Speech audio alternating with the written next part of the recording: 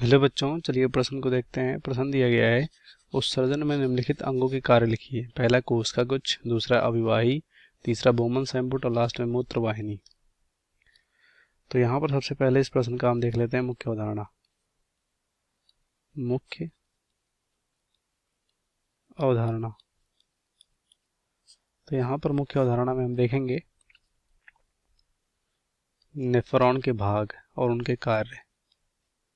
Nephron के भाग और उनके कार्यों के बारे में देखेंगे। तो नेफ्रॉन यहाँ पर बात करें, क्या होता है, जो बिक्र यानी किडनी होता है उसकी इकाई होता है, जिसे क्या बोलते हैं, नेफ्रॉन। नलिका नुमा संरचना होता है ये।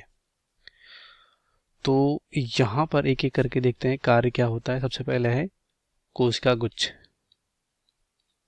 कोशिका गुच्छ जिसे क्या बोलते हैं, ग्लोमेरुलस बोलते हैं।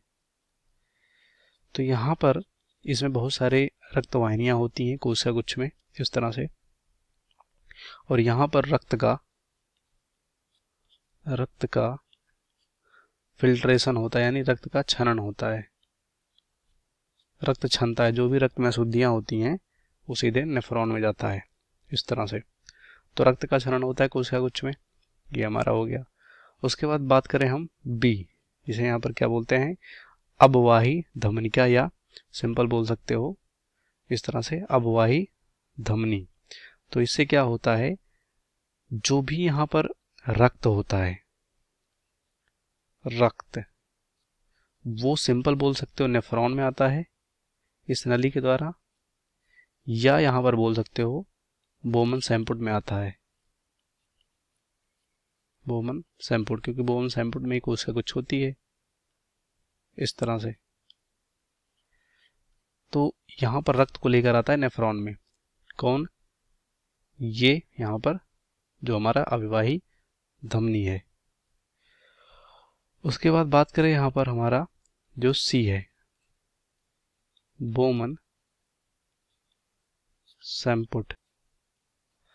तो बोमन सैम्पुट में क्या होता है, जिसे इस तरह से भी लिख सकते हैं संपुट। तो इसमें क्या होता है, जो भी यहाँ पर फिल्ट्रेट आया है, यानी जो भी कोशिका गुच्छ से रक्त छनने के बाद जो भी यहाँ पर अशुद्धि या जो भी कह सकते हो पदार्थ, जैसे कि जल हो सकता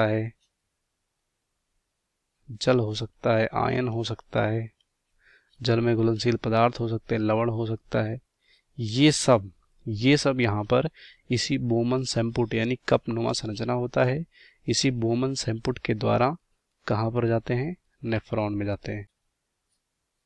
तो ये हो गया बोमन सैम्पुट का कार्य। और यहाँ से आगे जो मूत्र होता है उसका निर्माण चालू हो जाता है।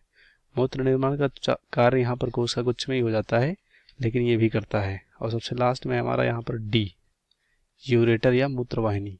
तो इसका सिंपल काम होता है कि ये जो यूरेटर होता है, ये विक्र से मूत्र को कहाँ पर, ब्लैडर में या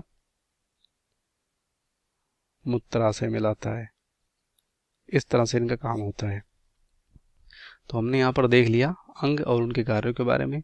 उम्मीद करते हैं आपको आंसर पसंद आया होगा। धन्यवाद।